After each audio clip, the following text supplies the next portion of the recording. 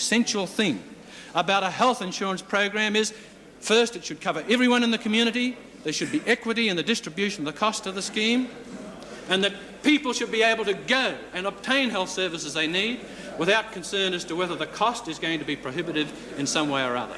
Those things don't happen now.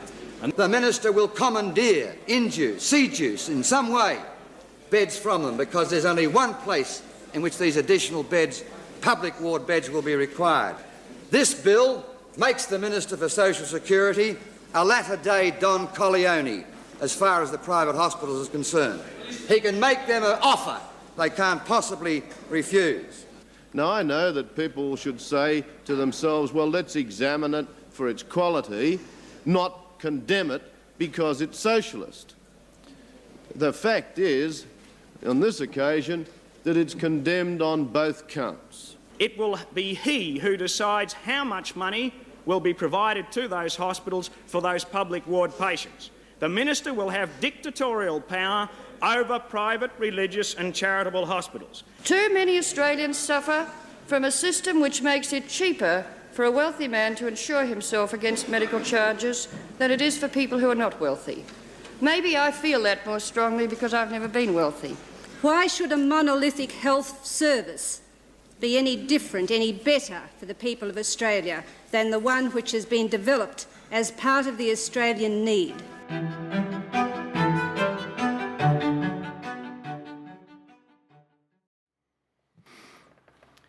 Right, well, there's plenty of food for thought and comment coming out of that.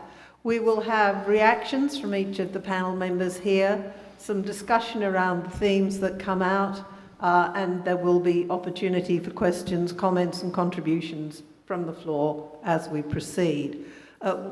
Not only do we have the lights shining on us here, so we're very sympathetic to the first televised parliamentarians, but it does make it difficult for me to see over here. So please don't hesitate to try and attract attention in a not subtle way if you're over there and you want to ask a question. So, 1974, first I'll turn to you, Professor Stephen Duckett. Thanks, Jane. So in 1974, at the time of the election, I was the acting revenue officer for the Prince Henry, Prince of Wales and Eastern Suburbs group of hospitals, as they then were. Part of my job was to raise revenue, that is to follow up bad debts that had arisen in the hospital. If you recall, there was a pensioner medical scheme, there was a scheme for everybody else, some of whom had insurance, but everybody basically had to pay and there were bad debts. Part of my job, I had some rules about what bad debts I could write off, but I had to pursue the rule. I had to pursue the bad debts with letters from a debt collecting agency that was me, but also I had to take the people with bad debts to court to seize their wages. And that was life in 1974 before these acts were passed. So in the 1972 election, we had these pamphlets about what was on offer. And what was on offer was, amongst other things, a hospitals program, but there was going to be a single Commonwealth Health Insurance Fund will provide near-free medical services. The fund will enable state health authorities to introduce free hospitalisations, including the cost of medical care in public wards. A patient will be able to insure himself privately and so on. So that was the essence of the hospital side of Medicare, of Medibank. Think back to 1974. In 1974, there were no credit cards, basically, for the Australian population. That meant that doctors had bad debts. And the idea that came around was that there'd be a rebate that had come in a bit earlier with a so-called most common fee, but there'd be a discount against the rebate if the doctor bundled up all the bills and sent them to Medibank. So they'd bundle up the bills in bulk and would send them to Medibank, which was the term bulk billing. That's how it came about. And so the policy at the time said one of the advantages for patients was you wouldn't have to pay anything if the doctor sent their bills direct to the funds. The fund will give to the doctors 85% of their bills as payment in full. The 15% foregone will be adequately compensated for by the doctor's savings in overhead costs and avoidance of bad debts. So that was the medical side. On the one of the problems was trying to be addressed was the inequity, and it was alluded to there, but this is from the 1972 policy speech, where Gough says this: "We will establish a universal health insurance system, not just because the Liberal system is grossly inadequate and inefficient," and I'll return to that in a minute, "but because we reject a system by which the more one earns, the less one pays, a system by which a person on $20,000 a year pays only half as much as a person on $5,000 a year." Now, very often during the campaign he referred to his driver, during the 72 campaign, that he...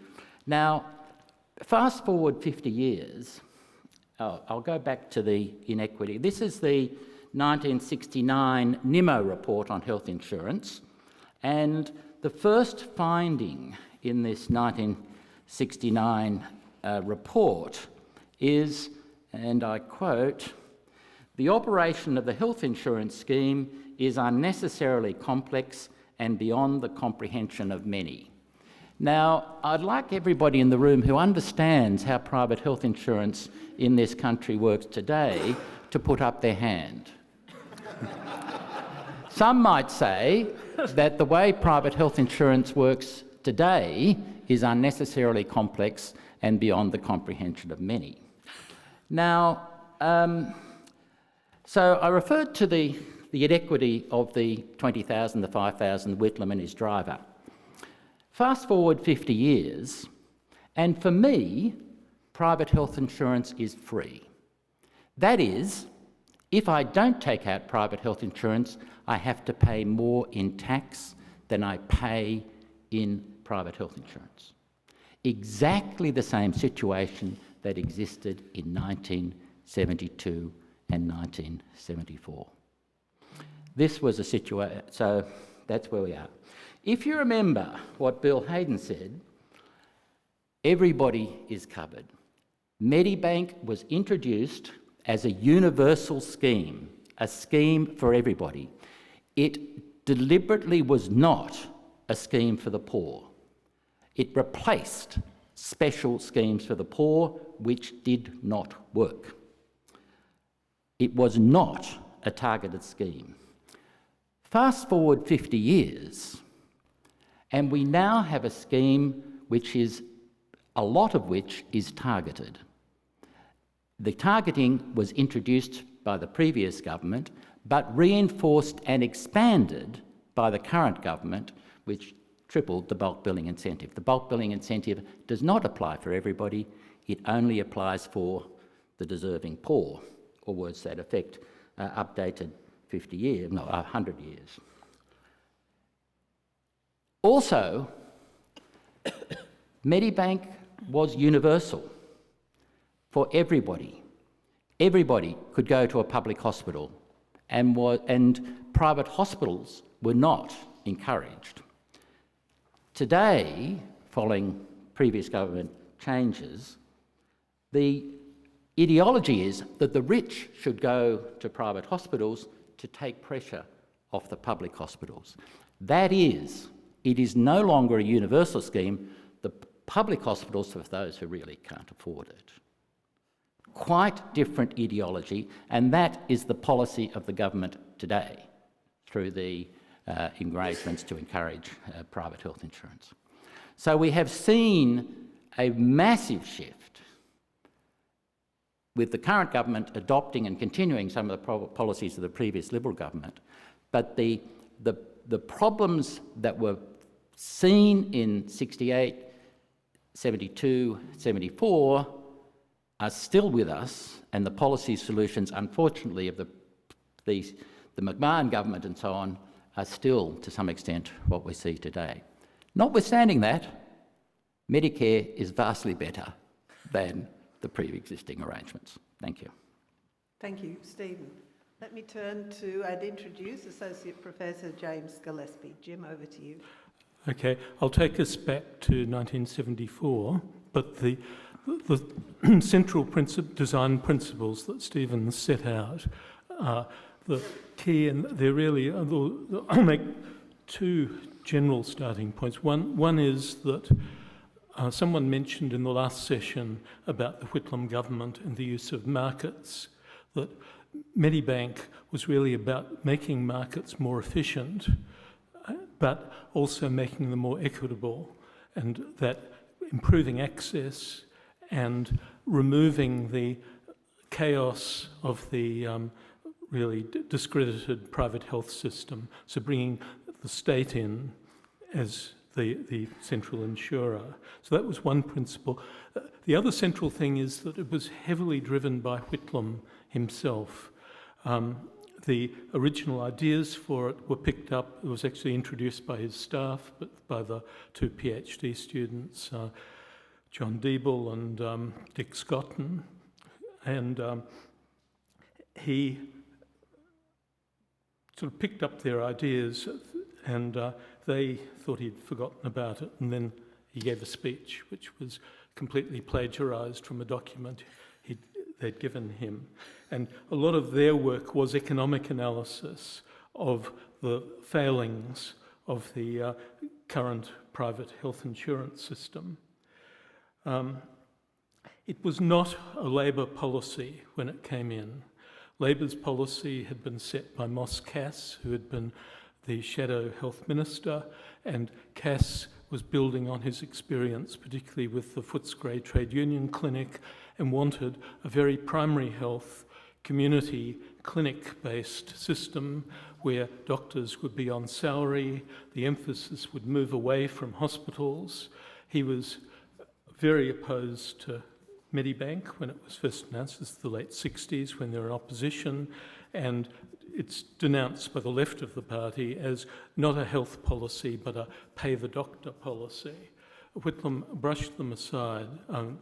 The problems of bringing in Medibank were so great. The idea that you could persuade the doctors to all go on salary and move out of hospitals and things was extremely unlikely.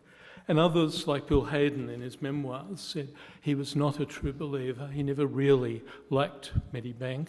He was a Queenslander, and Queensland had a sort of national health system based on hospitals, and that was more his inclination. But he took on the task as it was assigned and fought through without any of those doubts. I think it was a surprise when those doubts appeared long afterwards. So that Whitlam really drove the policy through, made it party policy, and told Moss Cass he was a pissant to his face in one of the debates about it. You know now the chronology of the defeat of the bills, and when the bills were defeated the first time, the Health Insurance Committee in the Department of Social Security, where the planning was being done, which was basically Scotton and Deeble at that stage, sort of gave up hope that they'd ever get an agreement on this, and started proposing other alternatives, a lot of which were tweaking the private health insurance, moving towards something more like American managed care or health maintenance organisations, which were very popular in America. And Hayden did his best to persuade Whitlam not to resubmit the bills. He thought there was no prospect of them getting in, and the thought of a joint sitting wasn't in his on his radar. When the second defeat happened, these alternate meetings of alternate policies started. Later on, they found out a week after the defeat, Whitlam had had a meeting of marketing people in his office about how do we sell Medibank. And one of the things they came up with and said was it needs a catchy title. And Medibank emerged. It hadn't been called that before. So when it went through to the election, it was Medibank for the first time, and with a much better marketing policy around it. So it was Whitlam's intervention when he said it was going to go to a second submission and then head towards a double dissolution that killed the alternatives again and locked the Labor Party into a policy which, again, they didn't really like, and a lot of them tried to dump when they went into opposition again. So it's had a rocky history, and it's been a fairly small number of people pushing really hard at it as the most realistic solution to the sorts of problems that Stephen was outlining. Thanks, Jim. And I also welcome to the panel Associate Professor Carolyn Holbrook. Welcome, Carolyn, over to you. Thanks, Jane. Yeah, thank you. So I think this is a happier story than the story we were telling in the last session about the PMA. When we look at the legacy of Medibank, and I guess that's what I want to focus on in my thoughts, is the legacies of Medibank. I think to some extent Medibank has been lost in our memories behind the drama of the dismissal and the Whitlam government, and then of course behind Medicare and also behind Medibank Private. That's probably what it connotes in a lot of people's imagination when they hear that word. And as Jim was saying, a lot of the reason why we actually achieved Medibank and have Medicare to this day is because of Whitlam's determination. And Jim, I was rereading some of the chapters of your excellent book with Anne-Marie Boxall, Making Medicare, last night, so I can just embellish a bit on that story that you were telling about Moss Cass. When the bills were being rejected by the Senate, I gather that a caucus committee on health, which Moss Cass was probably a member of, I'm guessing, went into Whitlam's office and said, we need to ditch this policy. And Whitlam stood up and said, get out of my office, you pissants. That policy just won me an election, and they forgot their opposition. But in terms of what I was hoping to get people to be thinking about today is the political legacies and some of the popular legacies of Medibank. So in their history of the establishment of Medibank, Grattan and MacDonald expressed dismay at the unusually partisan nature of Australian health policy. That book came out in 1993, and they said at the end of that book that they hoped it might help to, quote, liberate Australian health policy from the prison of its partisan history. And we can see from those clips just how very partisan and nasty it was. I'm not sure if the book actually did that, but I think we could argue that Medibank itself initiated a fundamental popular and political shift in attitudes to healthcare, despite its fleeting existence. Writing 20 years after Dick Grattan and Christine MacDonald, Anne-Marie Boxall and James Gillespie referred to Medicare as, quote, both an untouchable icon and Labor's greatest single asset. It's interesting to think how many elections Medicare might have won that Labor government and future Labor governments. So I'd like to think about the legacy of Medibank. How did it manage to simultaneously begin the process of making universal healthcare a bipartisan issue, but I guess we have to question that statement in itself, and provide decades of electoral benefit to the Labor Party? And then is its universality, which I think is the central popular connection and attachment to Medicare, that concept of universalism, moth-eaten as Medicare is these days, is universality and Medicare, are they deeply enough tamped into the soil of our Australian political compact and Australian imaginations to protect them from hostile sources? Thank you. Hostile forces, rather. Thank you. Well, if we think back to 1974, the major private health insurance were MBF and HCF. And MBF was the Medical Benefits Fund, and that was started by doctors to protect them from bad debts. HCF was started by hospitals to protect them from bad debts. And legislatively, you couldn't combine the two, so they were kept very separate.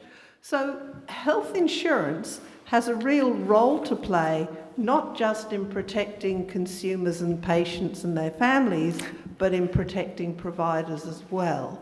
So why, as we saw in our video, was the whole introduction of Medibank so divisive and so divisive that it took the joint sitting of Parliament to pass the legislation that enabled it? And who shall I turn to? Jim, would you like to start on that one? It's actually a little... The vehemence of the hostility, particularly as it's completely inaccurate. They keep talking about as though it was the British National Health Service that was being introduced. No one has ever suggested that we bring in the British National Health Service here. I don't know if it would be even theoretically possible. But some of it is just partisan hostility, and it certainly becomes that way after the fall of the Whitlam government after the Medicare itself comes in. Looking at this moment, a lot of the AMA people were young enough to have been coming out of medical school in the late 1940s and have been involved in the fights with the Chifley government, again, they didn't want socialised medicine, but it was a little vaguer, and the lines of fighting over socialism versus markets across the economy were stronger. So I think a lot of the AMA people were coming from that sort of background and were looking for a fight over these issues. I don't think it was reflected in their membership. It's in fact during this period that the membership of the density of the AMA falls dramatically. And by the end of the Whitlam government, certainly coming into when Medicare is being introduced in the 1980s, it's gone from something like 90% down to about 40%, and it's far lower than that now. So it was particular sections of the medical profession that were opposed, not the bulk, because I mean, your point is a central one there, that it was offering, and Stephen made the point too about bulk billing, it was offering a struggling GP a regular income without the costs of chasing bad debts, and so it became attractive. I think the other problem is that with any new health scheme, it's only after it's implemented that anyone really knows how it's going to work. Opinion polls were actually quite ambivalent or even hostile leading up. It's one reason why it didn't play a big role in the 1974 election, I think, because it was not a popular policy.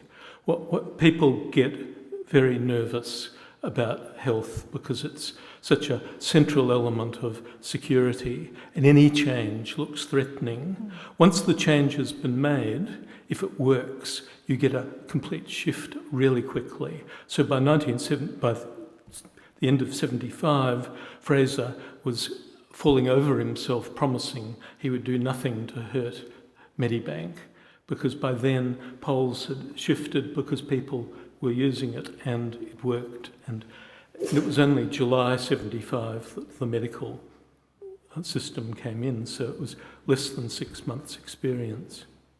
The hospital Medibank didn't come until October. Of course, many doctors here had moved from the UK following the introduction of the National Health Service, and the AMA started as the British Medical Association Australian branch. We'll come back to markets, but Carolyn.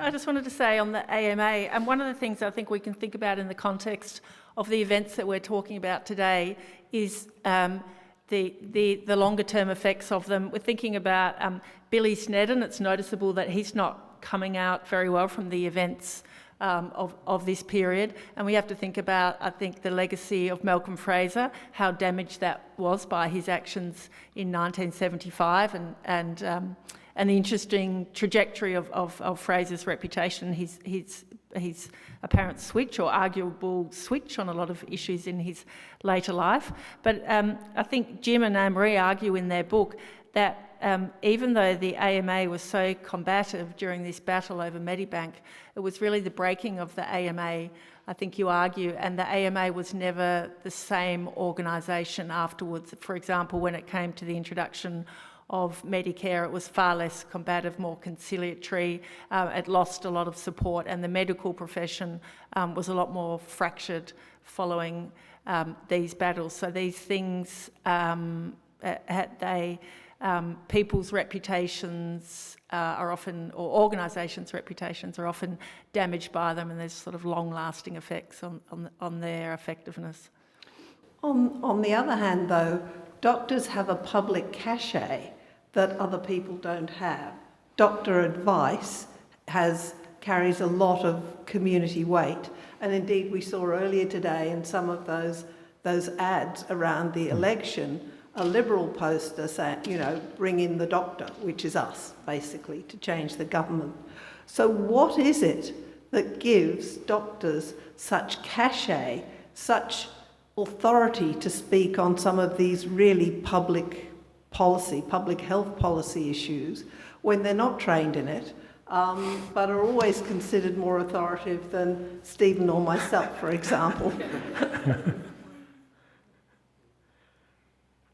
Okay, we'll just leave that. Yeah. Well, I think because people in those caring roles have a special position in people's hearts and minds, where particularly when people's lives are on the line, people's health is on the line, they tend to attach to carers in a certain way and put them up on a pedestal, I would argue. But I think that it was unbecoming for doctors to be seen behaving in those ways, and that was part of the damage that was done to the AHA. They have to tread a very careful line between being sort of money-grubbing and opportunistic and maintaining that reputation as being carers. Yeah, that's important because one of the innovations of the Whitlam government was to bring in serious opinion polling. They brought in Rod Cameron and I think it's APOP to do some of the first serious polling around the impact of these changes. And some of their polls that were done, I think it was late 73, dug into this issue. And one thing they found was they found this respect for doctors, but they also found people saying that they've sort of gone off the rails a bit, that there's greed. People did not like the private health funds at all. They've never been popular.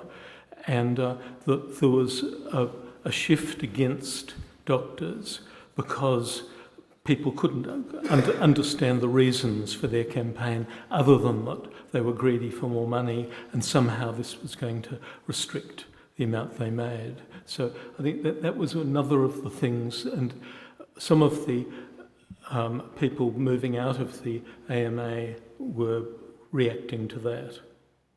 There were also right-wing splinter groups from the AMA, which were often based in small, very wealthy enclaves. And the GPS, General Practitioners Society of Australia, was led out of, I think it was Darling Point in Sydney. And these were people who, a lot of them English or South African immigrants. The person who formed it was South African. And they had a ideological position against social democracy as communism, that everything about Medibank they saw as the thin end of the wedge moving in to restricting what they could earn, but also their independence and that sort of thing. And some of the AMA's stridency was a fear that it was being sort of eaten away at the right. The left, the Doctors' Reform Society was always very small and I think heavily based on young salaried doctors, so it was never seen as a threat in the same way, although it supported it was doctors strongly supporting Medibank. I wonder if it's worth just quickly making a distinction between a National Health Service and universal health insurance for an audience that is not perhaps as au fait with that as the people round that table. Stephen, do you want to take that one? So Jim has mentioned that, or I think you mentioned, Jane, that the AMA was formed as the BMA in Australia, and at this time, we're talking about, they still got the British Medical Journal as part of their membership, I think, and with all the debates about the English NHS. So the English NHS was a nationalised scheme. The English government took over the hospitals, which were voluntary, and ran them directly, and the general practitioners became subcontractors to the NHS compulsorily. So there was a strong element of compulsion in it, and dirigism, state control of the apparatus of the NHS. The doctors in NHS hospitals were salaried. In contrast, Medibank was in a sense, a continuation but improvement of the existing arrangement. So on the hospital side, it essentially involved Commonwealth subsidies to public hospitals, and the public hospitals continued as they were in many senses, even to the extent in Queensland, terribly so, that they still talk of intermediate patients in Queensland, which are patients who are private patients in public hospitals. And they, of course, deserve better than public patients in public hospitals in the views of the visiting and medical staff. On the medical side, it continued a fee-for-service basis. So unlike the English NHS, which was a contracted basis, the Medibank continued a fee-for-service payment, fee-for-service basis. It simply changed the payment flow, so it came from the universal Medibank, the Universal Health Insurance Fund, rather than a myriad of private funds. Now, of course, this meant the private funds lost a lot of income, lost a lot of revenue, because people didn't need to have private health insurance for medical anymore. And they didn't need for hospital side either. So it was a very different model. Essentially, the medical side, and to some extent the hospital side, was based on the Canadian experience, where both Dick Scott and John Deeble spent some time in this formative period.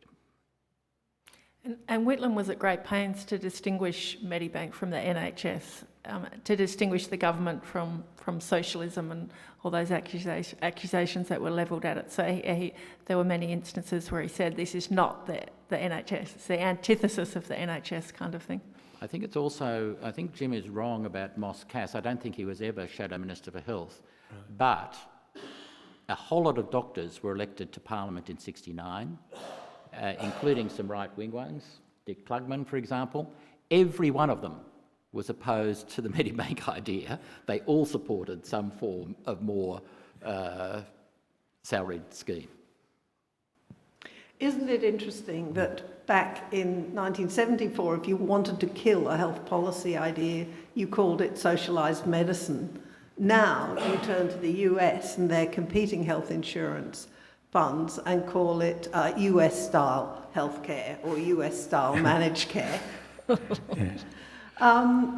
Let's go back. We've had, I want to pick up... Sorry, there's one other thing I'd just like to...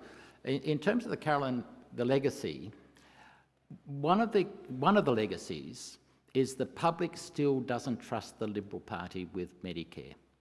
It is harder for the Liberal Party to introduce health reform than it is, good health reform, than it is for the Labor Party. The public trusts the Labor Party. It is the Labor Party's. Yeah. Tony Abbott famously said, private health is in our DNA, and that is true. Public Medicare is in the Labor Party's DNA. And so all of the positive reforms of healthcare nationally have had to be led by Labor in government. And when Howard had a sort of conversion moment after losing 4 elections, mainly on Medicare, in 1996 he had a conversion moment and said we were wrong, the Australian people were right, we now support Medicare. Medicare is a safety net that in every country needs a safety net for those who can't manage. He either never got it or he deliberately interpreted it in a different way. It wasn't universal in his eyes. He always saw private health insurance as what people who could afford it should buy. If they didn't want to buy it, they'd be fined and forced to buy it the way Stephen and I am. And the Medicare itself he saw as there so that no one would miss out. And so it was still not a conversion, and so that I think that strengthens that suspicion people have, because it was never a full conversion. Which is very curious. So we're very curious, Jane, because if the Conservatives are going to approach things partly always on a financial basis, don't the statistics show that universal systems are more cheaper to run, better to run, and better?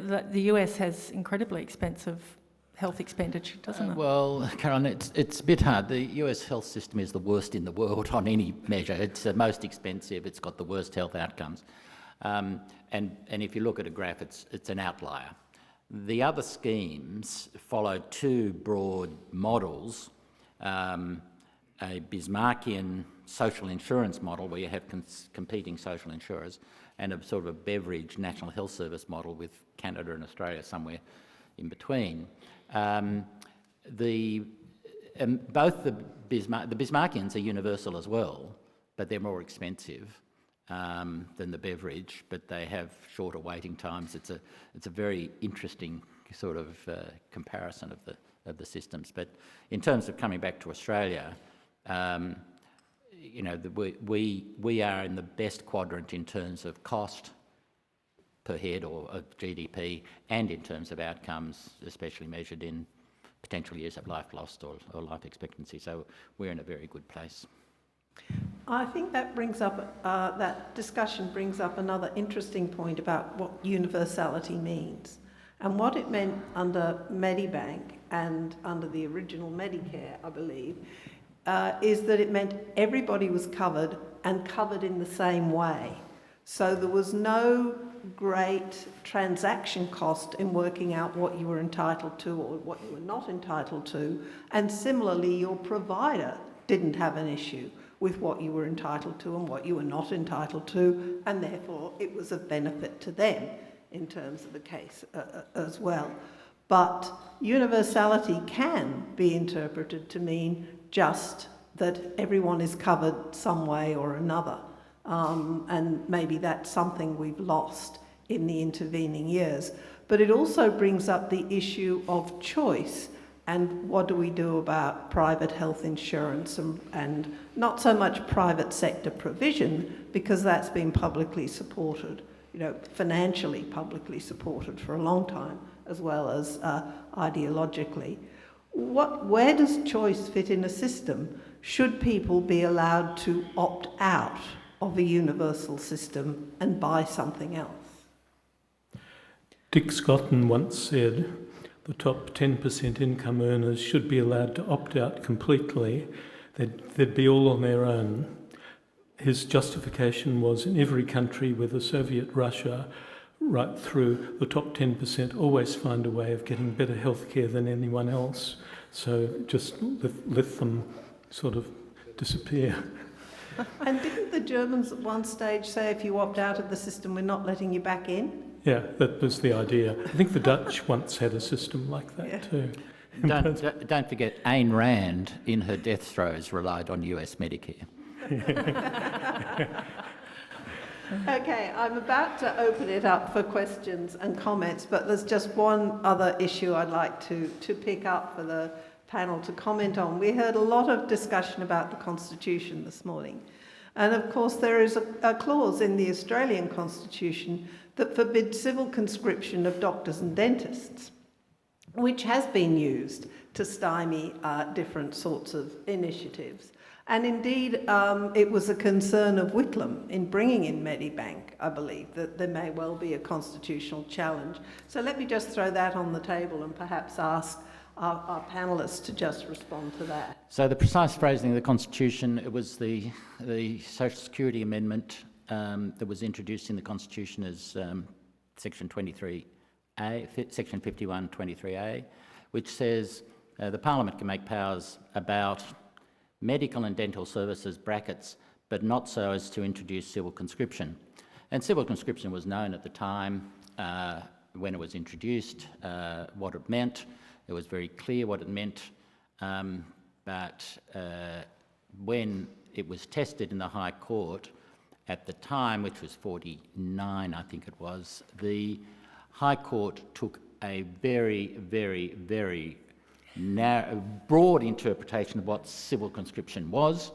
And, for example, the Pharmaceutical Benefit Scheme at the time said that doctors had to prescribe from a national formulary and they had to use a particular pad to prescribe. And the High Court said that is civil conscription. That interpretation informed Whitlam's thinking about what he could do, so he knew he couldn't do a British National Health Service which involved compulsion. And he gave a number of speeches where he said 23A is that court decision was the worst court decision ever made by the High Court, or words to that effect.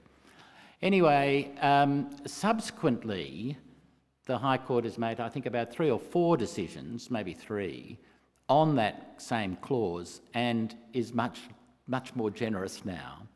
And so, provided the government doesn't actually pass a law which says you, Dr. X, must do this, then it probably, and of course the High Court is difficult to predict, it probably doesn't stop anything that is politically feasible now.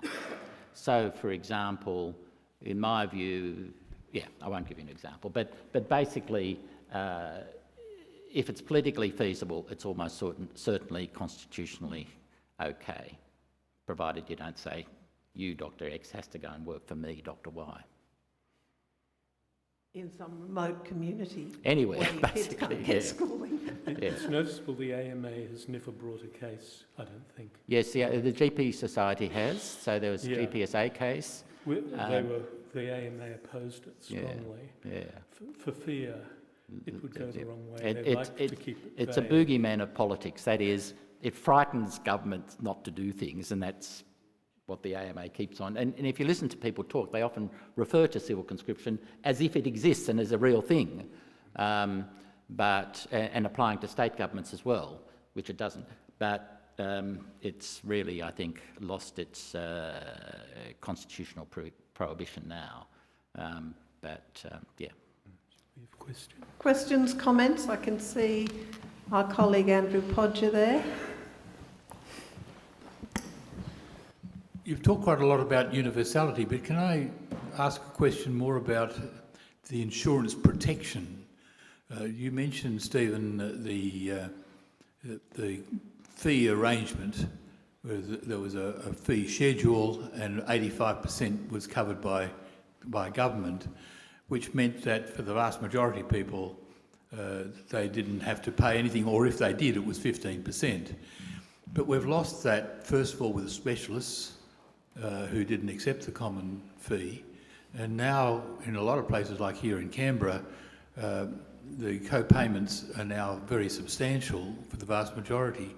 So the insurance principle of protection has gone for a lot of people.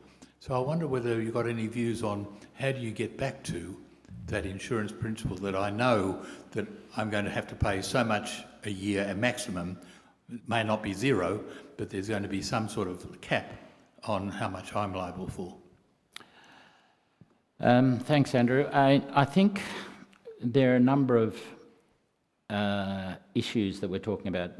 The ACT has always been a special case.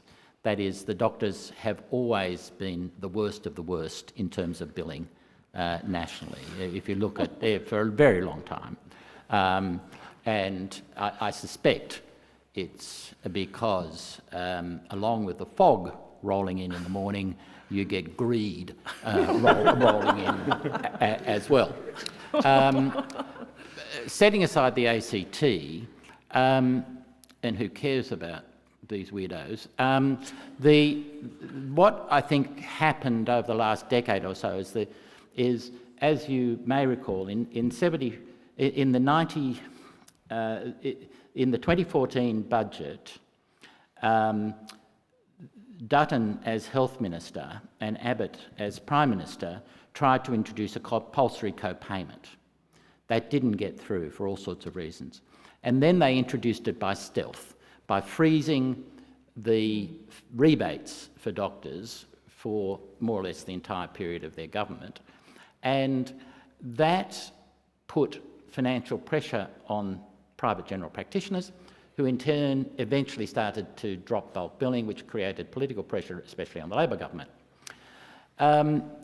I think the answer to address that is to have independent rebate setting, to take either as an advisory role, which I think the government might accept, or as a determinative role, which is my proposal, to take the rebate setting out of the hands of government and put it as so that the rebate is set fairly. And so that would help to give doctors confidence that they could have a situation where they increasingly go back to bulk billing and so on and so forth. The issue, and that would, I think, work for general practice. Simultaneously with the reduction in bulk billing, government realised that general practice does not have a monopoly on general practice.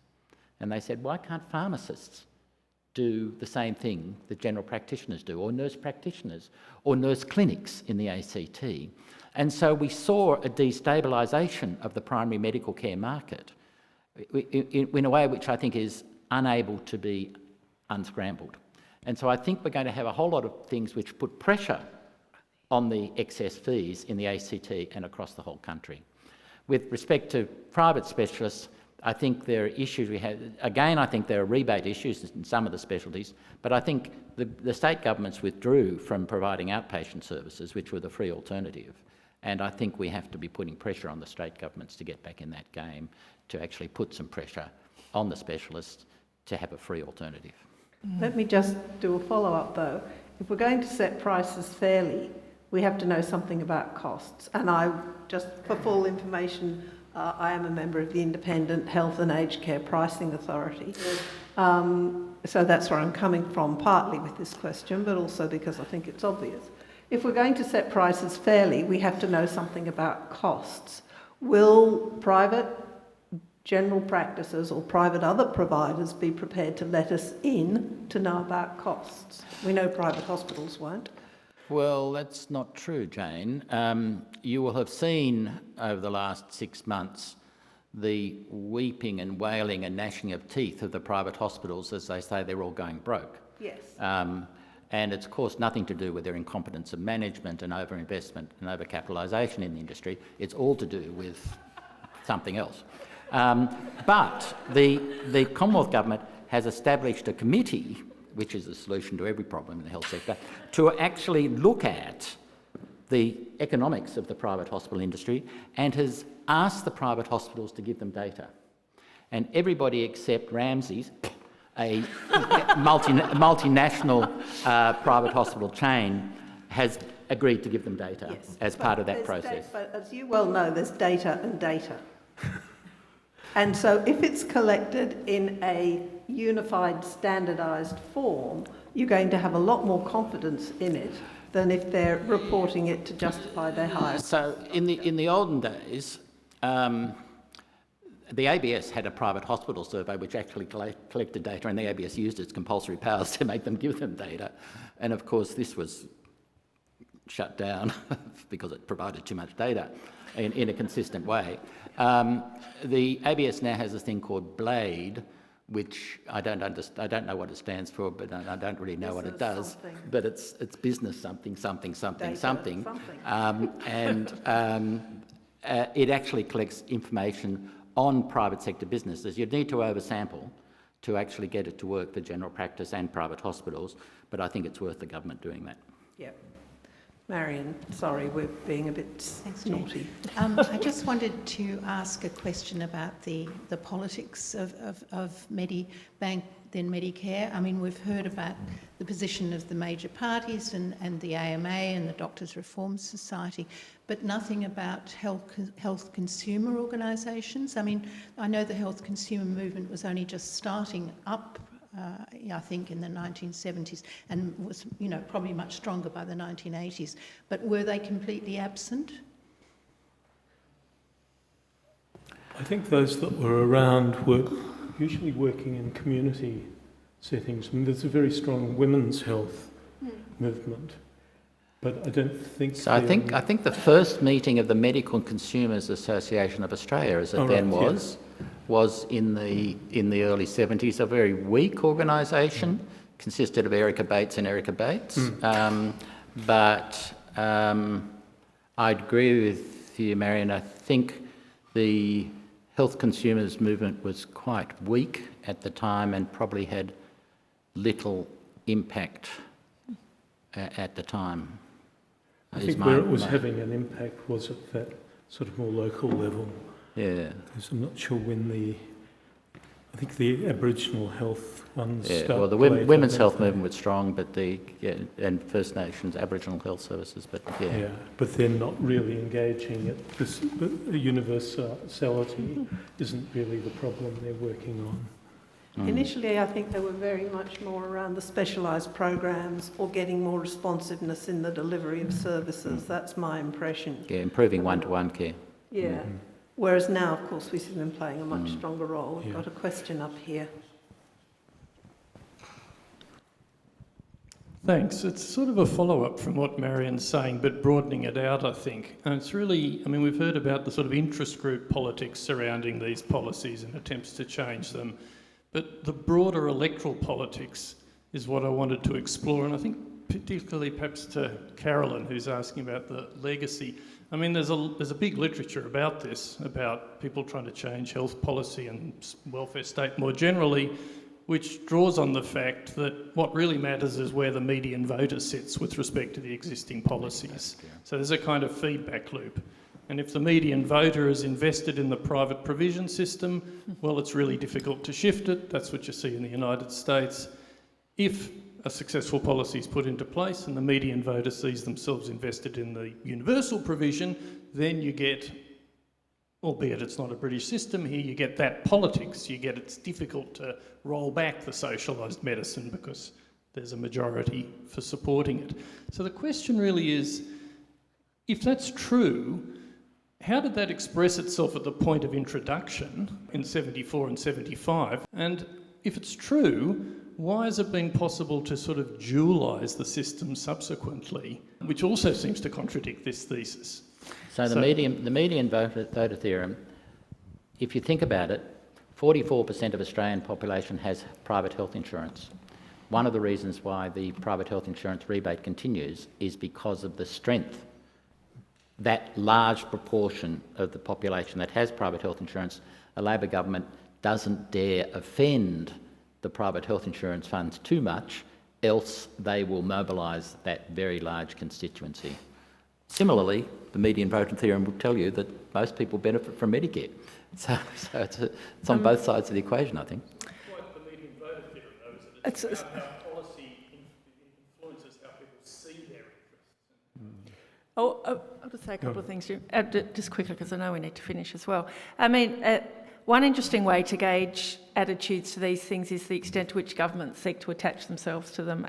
And the Labor government, in February this year, when Medicare turned 40, the Labor government had a few functions and occasions to place itself as the founder of Medicare. It will be interesting to see if anything happens in July, is it next year, for the 50th anniversary of Medibank.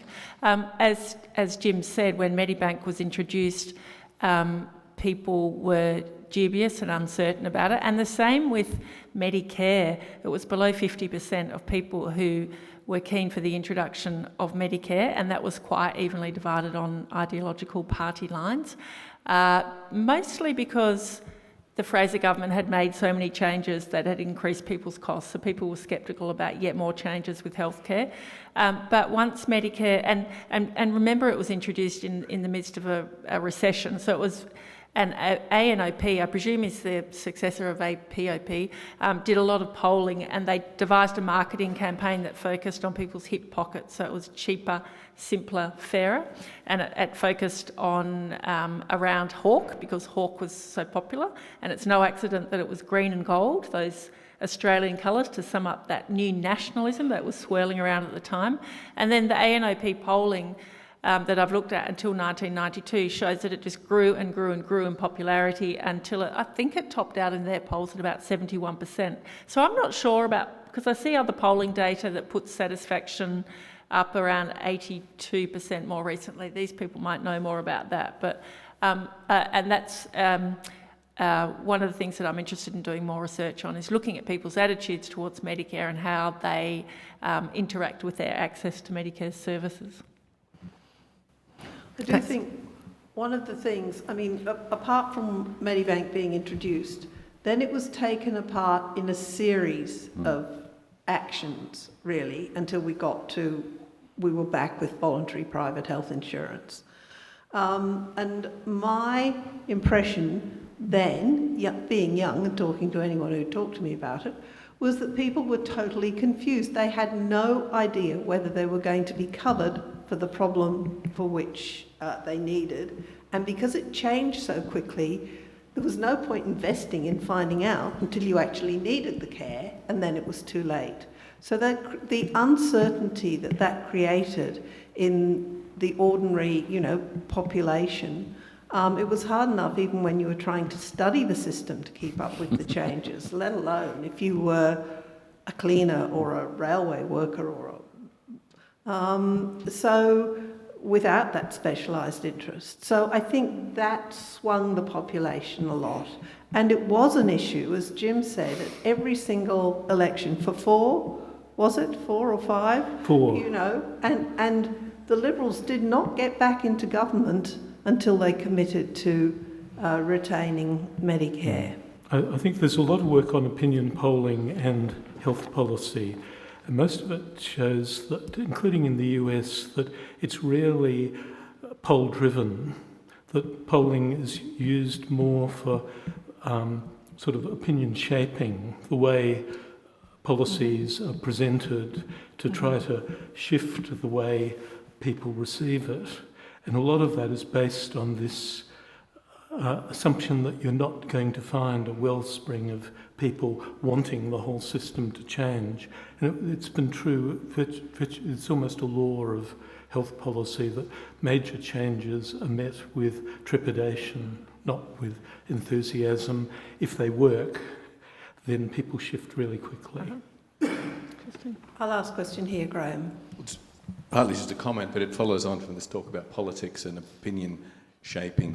Annika and I did a paper some time ago after the work choices ad campaign versus the union ad campaign, and the mining resources, rent tax mining council versus RUD campaign.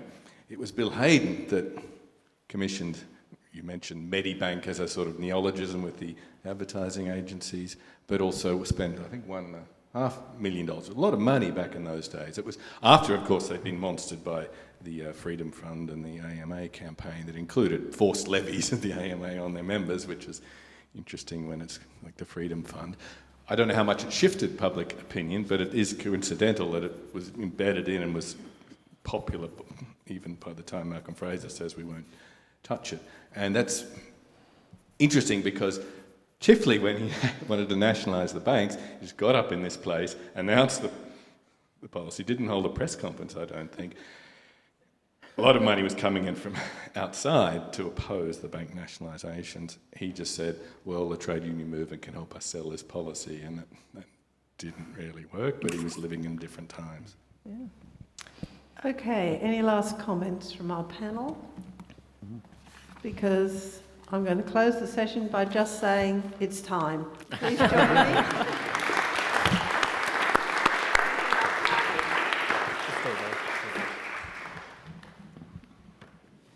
Speaking in 1957 to the Chifley Memorial Lecture, Whitlam said, declared, neither as pessimism nor as prophecy, that the way of the reformer in Australia is hard. Reflecting again on his legislative legacy of the joint sitting, while speaking at the National Press Club on the 11th of November 1985, Whitlam confessed some amazement at how durable so much of the government's legislative agenda had been. As Frank and Josh wrote in their paper, the 1974 joint sitting remains unique and, as a result, has usually been understood, when recalled at all, as a relic of a bold government and an obdurate opposition that would follow up by provoking a further crisis the following year, a set of events that inevitably overshadowed those of 1974. And yet, the changes introduced by the Whitlam government, highlighted by those bills passed into law at the historic 1974 joint sitting, remain as permanent landmarks in our nation's history. As Jenny and Alison wrote in their paper, Whitlam dealt with the obstruction, delivered the reforms, faced off the ultimate denial of the electorate with the opposition's refusal of supply in the Senate, and taken the great risk of a new election for the entire Parliament, and won. And yet, the obstruction and the threats to supply would continue unabated. If you're not already aware of the Whitlam Institute and its work, please visit whitlam.org and sign up to our newsletter to remain in contact with us and to best ensure yourself to be aware of our upcoming programming. Most importantly, on behalf of the board of the Whitlam Institute, I wish to thank each and every one of the speakers for their shared insights today across today's very busy schedule. So please travel safely home. We look forward to seeing you at upcoming events very soon. Thank you and good evening.